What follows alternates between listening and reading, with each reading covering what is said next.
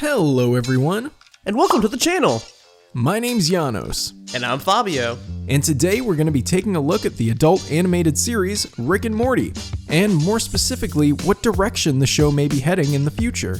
If you're new here, please consider subscribing. And if you're coming back, thank you so much for your support. Now with that out of the way, put on your white lab coat, grab yourself a Morty, and let's get started.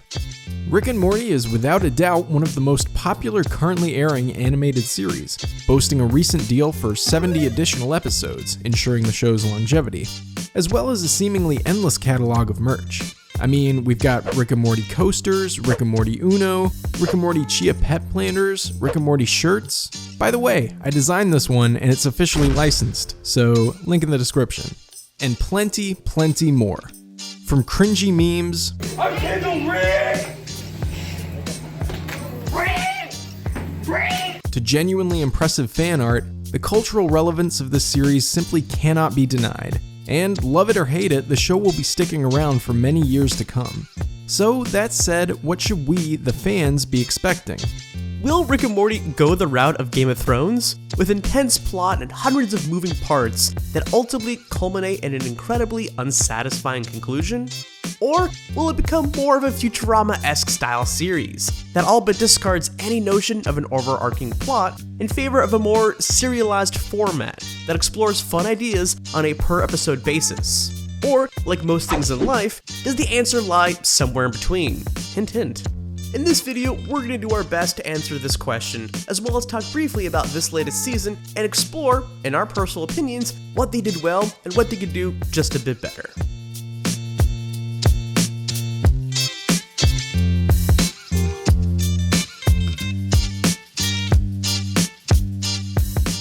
Rick and Morty follows the adventures of the narcissistic and nihilistic super genius Rick Sanchez and his grandson Morty Smith, an anxious yet optimistic 14-year-old boy. The duo are able to explore an infinite variety of alternate dimensions through the use of Rick's portal gun, a device that grants him access to this sprawling multiverse.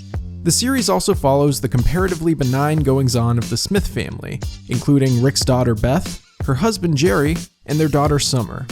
This dynamic creates a constant push and pull between the life of an average American family and the adventures of a mad scientist's journey through an endless sea of wacky and interesting worlds. The premise of this series has granted its writers a literal never-ending well of possibilities to pull from. If they want to do an episode about an unlikely couple struggling to maintain their marriage, they can do that. And if they want to do one about an unstable genius turning himself into a pickle to avoid family counseling, well, they can do that too. It is perhaps this flexibility and diversity that has allowed this series to maintain such a dominant position in the world of animation.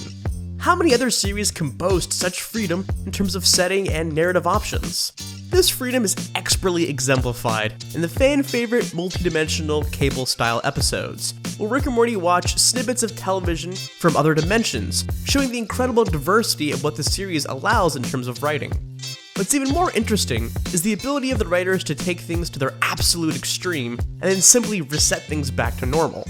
This ability was showcased very early on in episode 6 of season 1, Rick Potion number 9, where one of Rick's inventions caused the collapse of society by turning everyone on Earth into horrible Cronenberg monsters. Unable to reverse the damage he caused, Rick simply takes Morty to a dimension where their duplicates died soon after curing all of Earth, essentially just taking their place and going on as if nothing happened.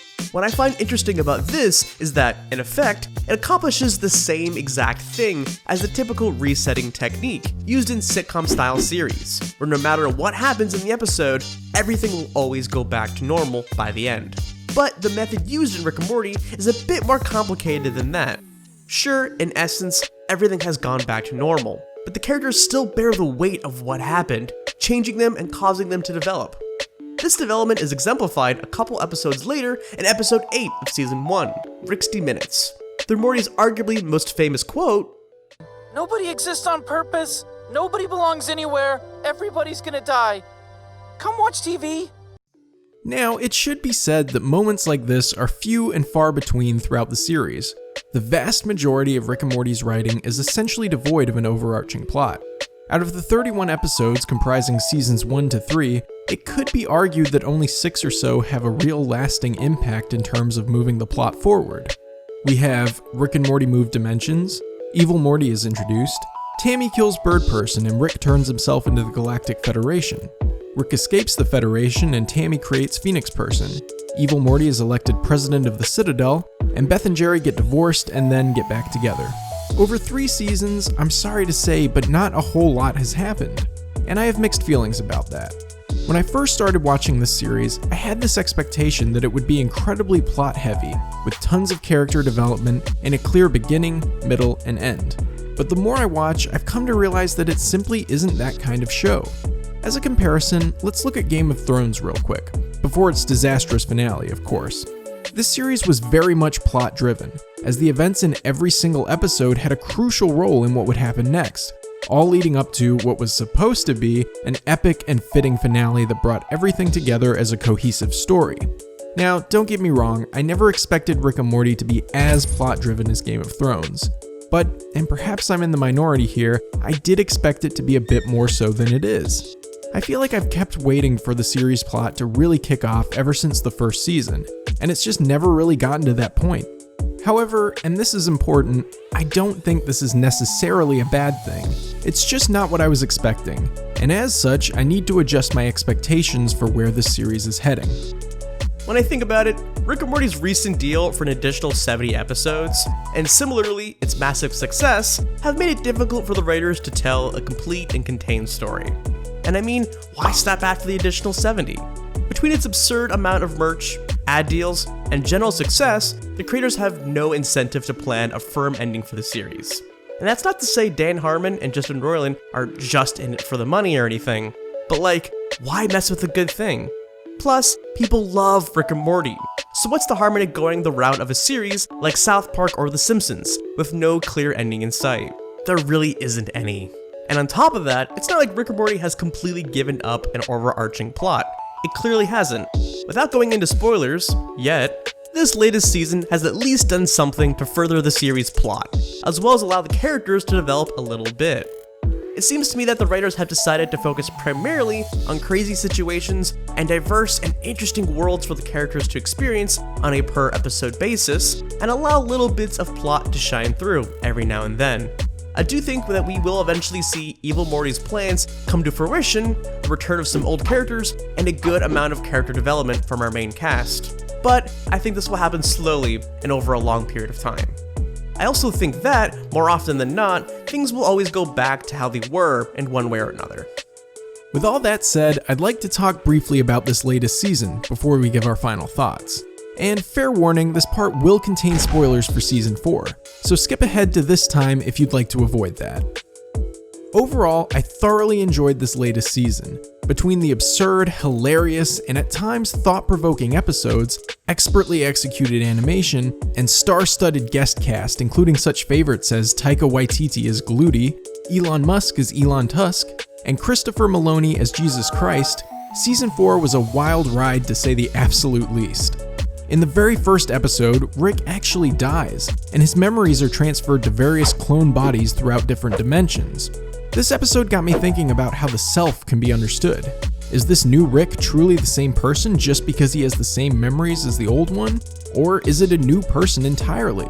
Obviously, I don't have the answer, but I always appreciate it when a series can prompt these interesting questions. The rest of the episode centered around Morty's quest to follow the guiding eye of a death crystal towards his ideal death with Jessica by his side. Apart from the pretty obvious message that life is about the journey, not the destination, it was really funny seeing Morty stumbling over his words in an attempt to say the right thing.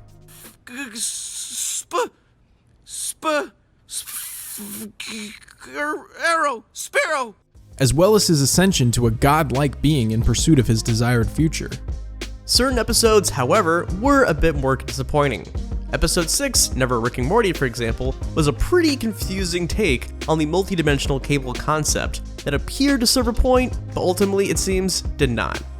It's not that I necessarily thought this episode was bad, but rather it simply felt unnecessary to me. I felt all the weight and impact that this episode could have had was invalidated by the finale and ultimately didn't serve a purpose. That said, the ending where they turned their lives over to Jesus Christ was pretty dang funny. Also, I really liked how in the Vat of Acid episode, we see Morty becoming more confident in himself, as he confronts Rick about his bad idea, and even starts to be more self-assertive in his own behavior, with a lot of traits that are eerily similar to Rick. The season finale was actually my favorite episode, and was also where basically all of the season's overarching plot was crammed into. This episode saw the introduction of Space Beth, a possible clone of the original Beth, who has been off adventuring likely since episode 9 of the last season, where Beth was presented with the option of having a clone created so she could go and travel the world. We also saw the return of Tammy and Phoenix Person, who were ultimately defeated, and saw some character development in Rick, who came to the realization that he is, in fact, a terrible father. In terms of plot development, I thought this was a fine amount for this season. However, in my opinion, I think it would have been more interesting had it been teased out a bit more, rather than all stuffed into one episode. Little hints of things like seeing Tammy attempt to track someone down in one of the first few episodes would have been great. The slow realization that she was looking for Space Beth instead of Rick could have generated more interest and build-up, ultimately making this last episode all the more satisfying. As far as what will happen in the next season, it's truly difficult to say. If I had to guess though, I would assume we will see Space Beth leave in the first episode, and we'll likely won't see her again for quite some time, essentially resetting everything back to normal. I mean, the conclusion for Season 2 ended with Rick being imprisoned by the Galactic Federation, and the Federation taking control over Earth. But in the very first episode of Season 3, he escaped and toppled the Federation, causing them to leave Earth, which basically returned everything back to normal. I also wouldn't be surprised to see another glimpse of what Evil Morty has been up to, but I doubt anything substantial will happen with that for at least a few more seasons. Ultimately, I think that Rick and Morty is heading in a direction where serious plot development will take a back seat to a diverse array of funny, ridiculous, and interesting episodes with self-contained stories that, for the most part, have little impact on the overall plot. I believe that because the series will be sticking around for such a long time, drastic change in terms of character development, setting, or main cast will not happen anytime soon. But that said, we can expect the writers to continue to experiment with increasingly interesting worlds and new and exciting concepts.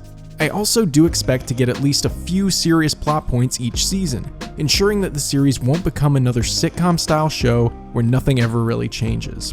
Although Rick and Morty may not be the intensely plot-heavy series that I initially hoped it would be, the writers do still have plenty of story to tell, and will do so just at their own pace. So yeah, I think that'll about do it for this video. What did you all think? Do you agree with our take on where the series is heading? What did you think of the latest season? Let us know your thoughts down in the comments section below. And if you enjoyed this video, please take a moment to leave a like, and subscribe if you want to see more videos similar to this. It would really help out a lot, and we'd really appreciate it. Anyways, thank you all for watching. Stay safe, Have a great day. and we'll see you all later.